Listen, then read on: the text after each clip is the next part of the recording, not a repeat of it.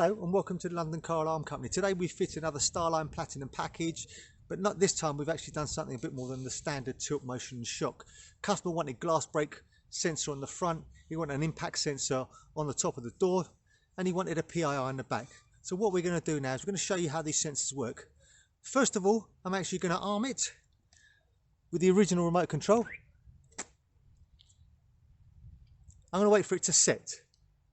So once it's set, I'm actually going to apply a sharp object to the window and you're actually going to see it trigger.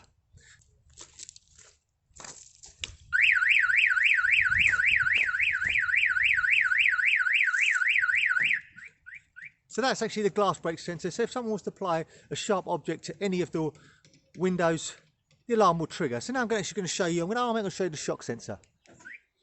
And then you're going to see me apply slight force to the door. And you're going to watch it trigger.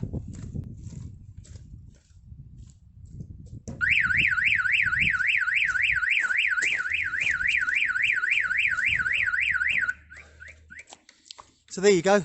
That's actually the door. So if someone applies some force to that, wouldn't take much for it to trigger. So what I'm going to do now is actually going to move it. I'm going to show you the PIR. Right, so we've jumped in the back of the vehicle now. In the top middle of the roof line, if you see in the top corner, we've put a PIR sensor. So if you see, if I move around, it will actually flash. There you go, it's flashing away. So what I'm going to do now is I'm actually going to set it. I've actually put the doors in the lock position at the back and I'm actually going to set it and wait for it to set. I'm going to try and stay still. If anyone was to bend the doors, jump in, or cut the roof and jump in, the alarm will trigger. I think it may be set now. So if I move around, there you go, alarm is triggering, firing away. So now what I'm going to do now, I've actually just jumped in the vehicle and I'm going to show you the immobilised state. So I'm going to arm it. So I'm going to arm it with the original remote control.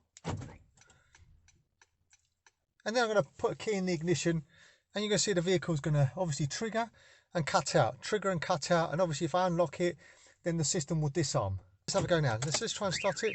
The alarm's triggering. There you go, vehicle's cutting out. Vehicle's cutting out. So if I now disarm it, obviously now try and start it, vehicle starts. That's the immobilisation side.